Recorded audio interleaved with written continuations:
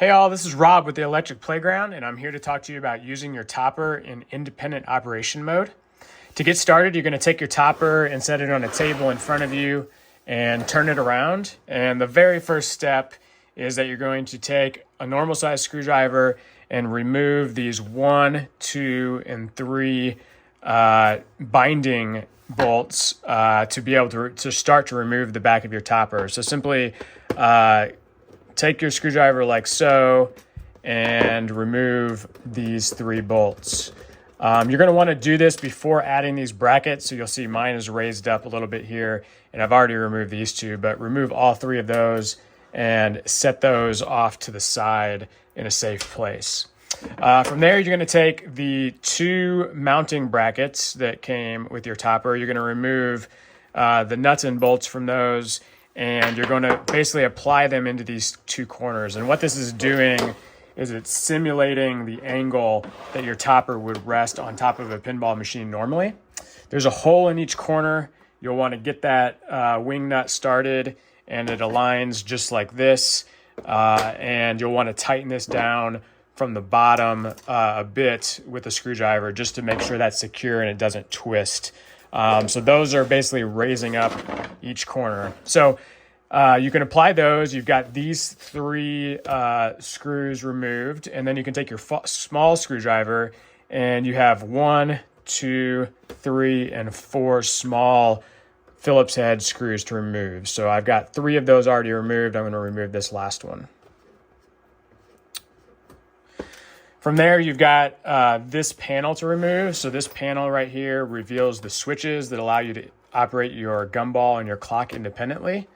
Once you've removed those, which I've already got these started with this small Phillips head screwdriver, you can lift that off, and you'll see that there are 2 buttons that will operate your clock and your gumball.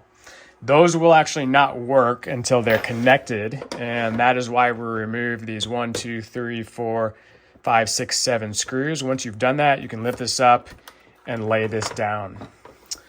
Once you're inside, you don't need to be too worried about what you have going on other than identifying these 2 connectors that are zip tied together.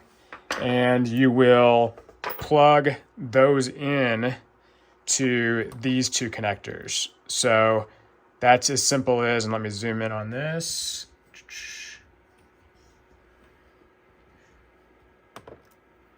Plugging these together, which one goes with which does not matter. Just plug them in.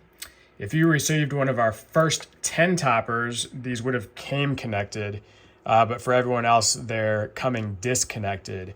So these need to be connected in order for these buttons to work. If you are using your topper on a pinball machine, do not connect these 2 wires, leave them disconnected. So now that we have these 2 wires connected, these 2 buttons will work when the topper is powered. You can lift your back up, push these wires forward so that they don't fall below the backing, like so. And then you will re-secure the 4 screws as well as the 3 binding screws to re-secure the back of your topper.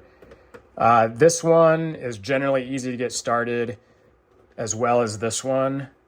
For these 2 corner screws, you may need to observe within this slight gap to align those screws to screw in. All right, so with that done, we can simply take our power adapter, plug that in, and plug it into the back of the topper. You're going to see the lights flash when you plug this in and immediately turn off because they are activated by this light sensor. Simply connect your left and only your left. Do not connect your right connector. You won't need that for independent operation. And now this sensor will effectively activate all the lights on your topper whenever light touches this sensor. So you see if I put my thumb over this, it turns off. And you can mount this within a light in your room if you want. However, if you want your topper to just turn on anytime it's plugged in, which with this plug you could apply that to some kind of Wi-Fi plug or whatever you'd like. All you need to do is identify inside this hole, which I'll zoom in, this little screw head. And if you turn this, what it does is it adjusts the light sensitivity, and you can turn it all the way to the right so that regardless of what light is hitting this sensor, it will turn on. So this can be readjusted by turning it to the right until it barely turns off the lighting. And then that can be basically customized to determine how much light sensitivity activates that. So regardless of this light sensor for the main general illumination on your topper, these two buttons will now activate your gumball and your clock. So you'll see here on the front, and when I'm hitting these buttons here, that those will activate our clock and our gumball. So if I hold down one of the buttons, you currently hear the clock running, or I'm sorry, the gumball running. And then if I hold down this button, it'll operate the clock. Let's see if I can find a ball real quick. Here we go. So I'm gonna drop that ball here, let it cycle around. And now when I hold down the gumball button and the clock button, which you can do both, if I hold those for long enough, the ball will cycle through. So I hope this was helpful, and there's a lot of other stuff that is part of the assembly. I hope this was helpful in learning how to set up your Twilight Zone topper for independent operation. As I said, that light sensor will allow all of these lights to light and the eyeball, and all you need to do is hit those buttons to activate your gumball and your clock. Thanks, guys.